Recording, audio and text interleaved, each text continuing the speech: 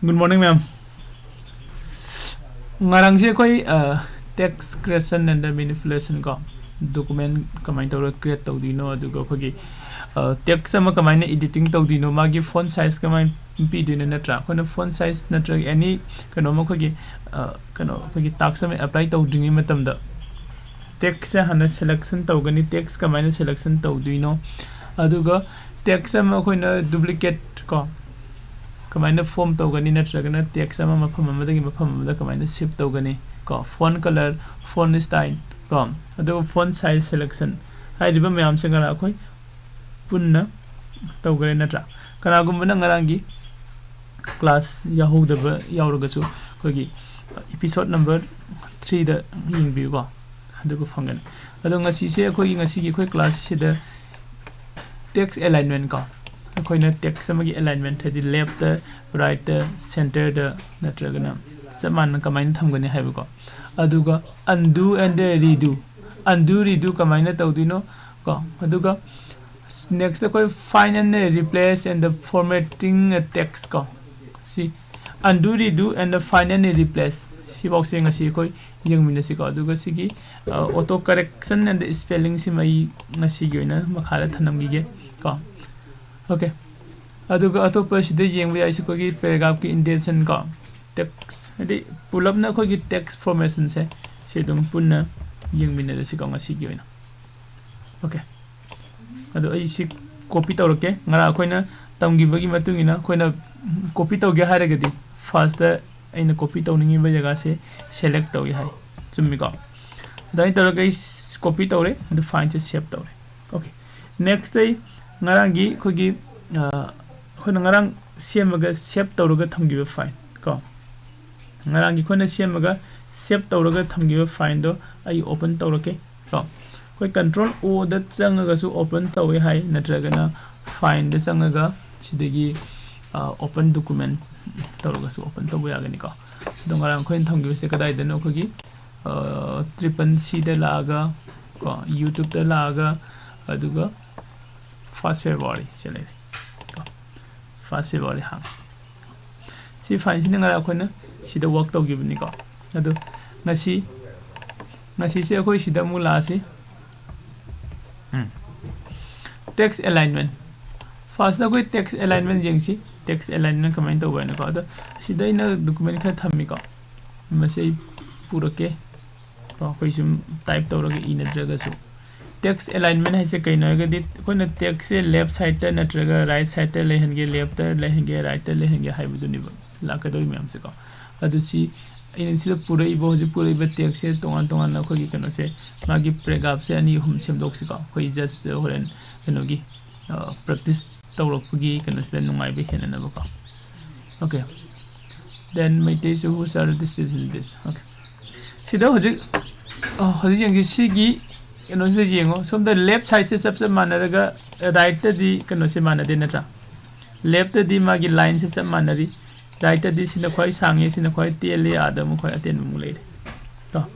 ari basi se khoi na alignment ko wi ko text alignment ari ba text alignment se khoi center alignment lai left alignment lai right alignment lai aduga justify su lai ko adu hojik lai ri ba alignment se left alignment se by default ne ko koi na alignment sem gya hare gadi alignment se sida khoi lai se pathak ta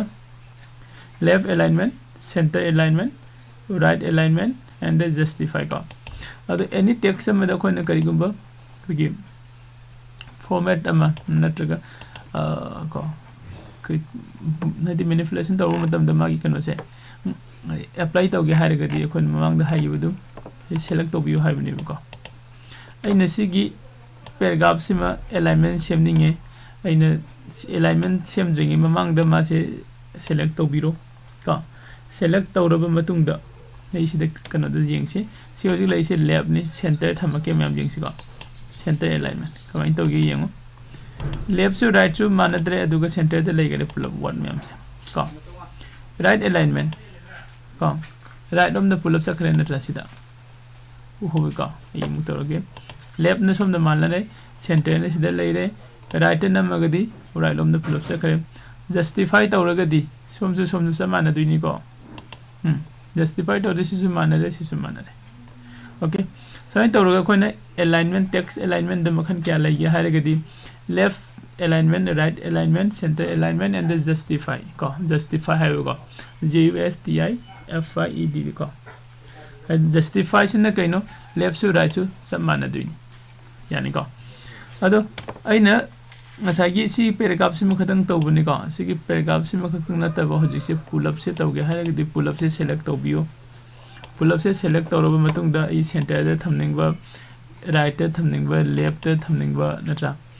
aduga justify tawningba ai apambani yani ko okay si sema matungbe control S namamge save tawbagi ko natraga na I sida sangaga save nambi ai ngasai kano se mangi dana bai ko aduga undo and redo haiba message yawe ko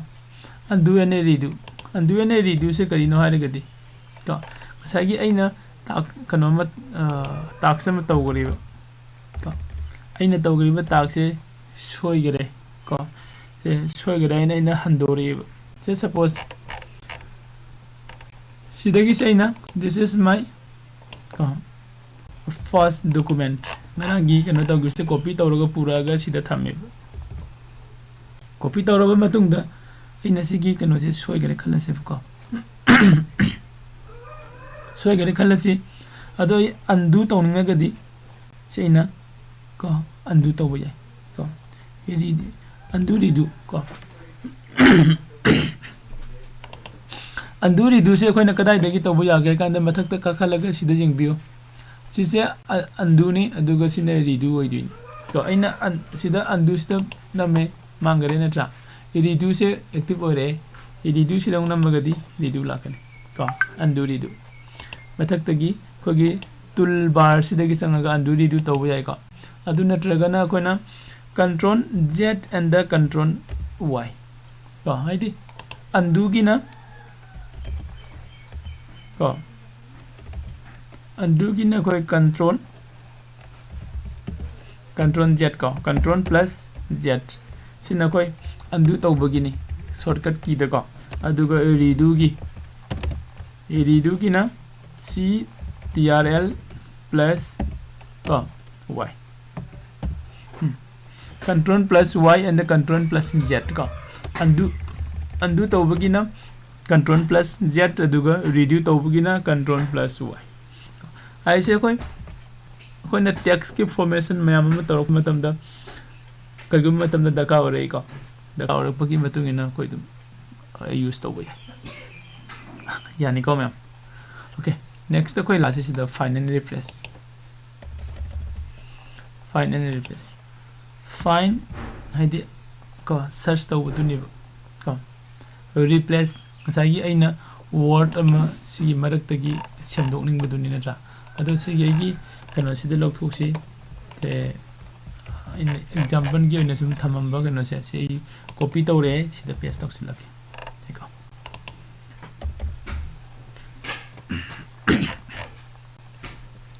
ado sida leidiba kano se sida ina se suppose si se search tawning khalasi sida special character ama bracket ama jaise ko si sai na search tawge haragadi ai find tawna na baise koina kari nam ga nai kan da ko se sidai I rekhi ko shortcut key me control plus F ko control plus F se koi nam kan da I find tawba yagani ko se control plus F sida thore ko find tawba sidai na asagi bracket to sida I re aduga bracket se I re gai ko find tawsi yang chi ko sida leire se phangi ko sida phangi ma'am phangi ba sida ko ai gi sida ngasai gi sigi bracket se ma'am phangi ai riba bracket se replace tawning ye ba sigi bracket se ya honing dere khala se ko si bracket se second bracket natraga na first bracket no on thoni khala si lai matam dai ke do du no ai kan da find and replace gi matung ina koi la kan da sagi find and replace haragadi koi control plus H ko control plus H na makan si thora kani ko si sina replace khatangi ni kano khatangi find khatangi aduga atopa amana sida mo ai harake find and replace ani se pull up punna tauge hairagadi first ai kano se ko c control ctrl plus ko h orgadab h for Hyderabad ko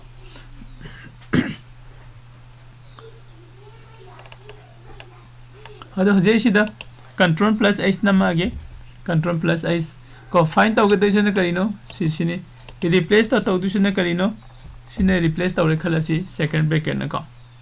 okay yai ko ma'am ado isi kitang khak sing thoke yeng si soida amu uba ma ko aina find tawse find sida phange na tra sida ma phange highlight tawre ise find amu again tawre ado aina find all tawbe ai ko find all tawdaga di sida yawu ma khaise loina highlight tawgare aduga ina find all tawre ina phangi ma khaise loina replace all tawra khanda view no se pull up sakhre ko adai de amuk si nataba bracket ama mamangi se kom si bracket si bracket si so koi ko si na on thok si ko find all tawre replace all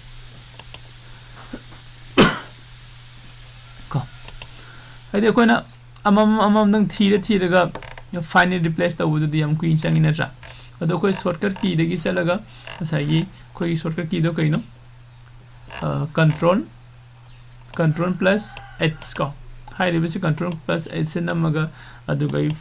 finally replace ta to boy ko atopa masu koi na sida kano da sang silaga ko gi menu de na menu bar da la kana find menu ado edit menu se sanga kanda na gi find the find phange ko control f find ko aduga find and replace control s ko go to page haibam su lai hoina page number se yam agadi ko page number se yam agadi go to page ai page number 1 da salu 2 da salu have da su ko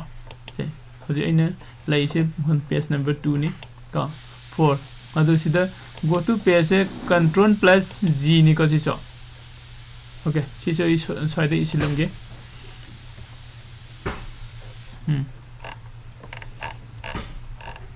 go to page ka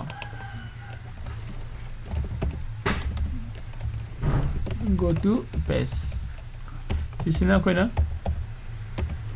control plus g ka sisini control plus g ene sida control plus g se name ka ado page number 1 da saninge 1 da namu okay to sakran eko ena control plus g name page number 2 da name okay to re page number 2 da sakran eko ma'am so ina haye ko gi page se aduki muti jama kan da di hoje gi aina lai se page number 3 4 time or mani ko adu sigi page number sigi matung ina aina ngasai gi sida ai control plus g to ra kan da hoje ina lai se page number 4 ni ko page number 2 that's ending okay okay ko ji page number 2 da la ya do ngasagi khona yenga khiba ko undo redo yenga finally replace se mem gyan tar na ne khali ko finally replace laire adu gi matung da paragraph indentation ko paragraph indentation se so koi sida tomina se ko sida ko gi aina sida makhada copy tawruga thamimba keno se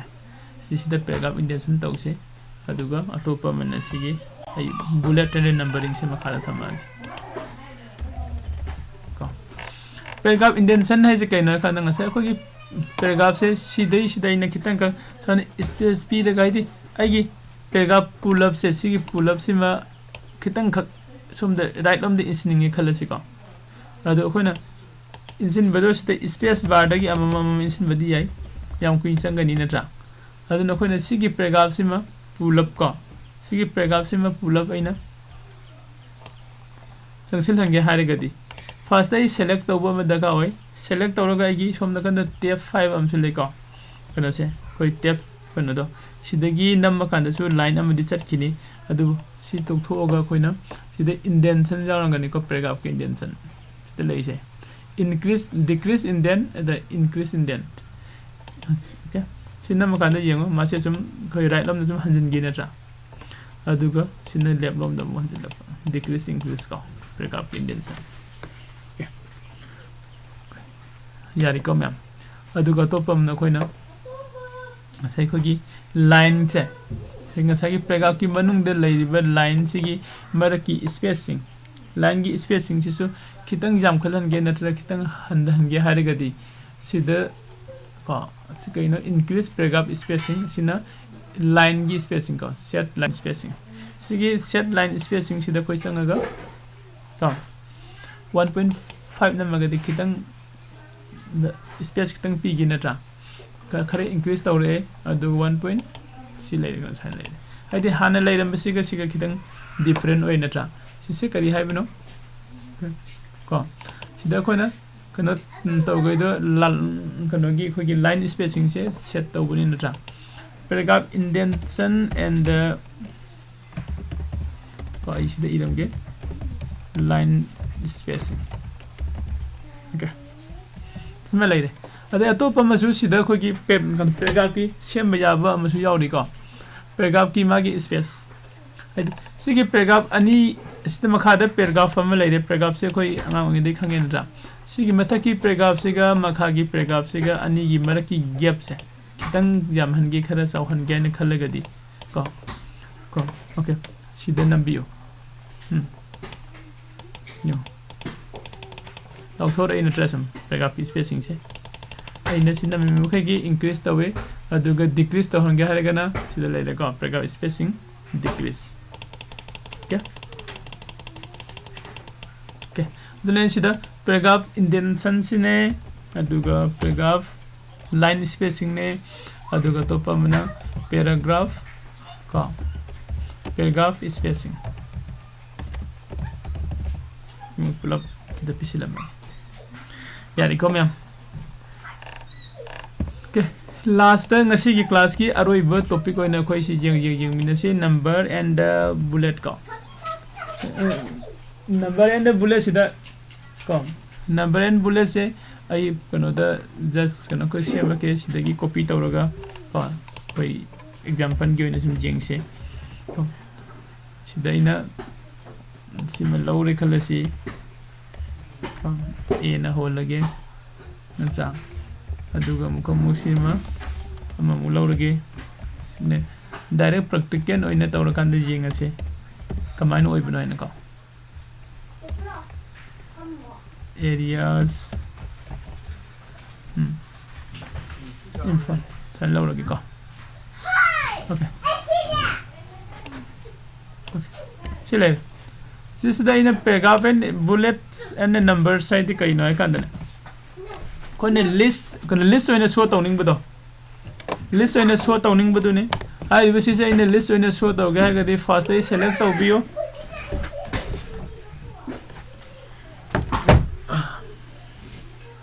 select taw biro select tawba matungda sida khogi bullet ka aduga and numbering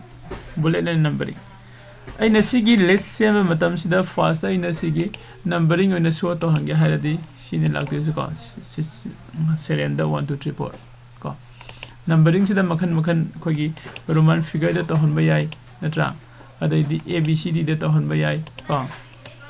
ade more numbering su leidi ko aina apamba mawong da I ka ba mong da show to hange habado sida gi khallaga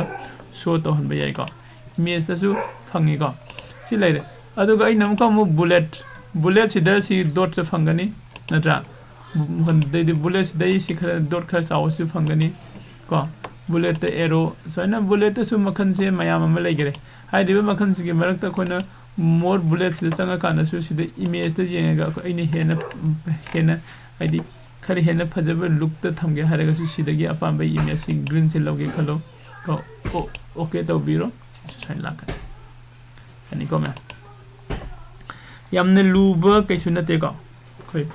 dum arai bang tani adu ngasi baw sida khoina tawrei che ko ngasi baw sida khoi ni jeng ai se pura word processing sida phanam ne jeng singale na tra khoi pdf da kamaina khoi file ma convert tawgani tam gare line alignment undo redo final replacement si ma'am se loin tawgare ko adu hayeng se khoi header kamaina semgani haibasi yengse header and footer sembagi ko header and footer se haya kana hayang je koi jengmin se ko sigi header and footer sida dum koi class amadum kona gani ko header footer se koi important oi header footer se kona letter head kumba semaganda mathakta haidi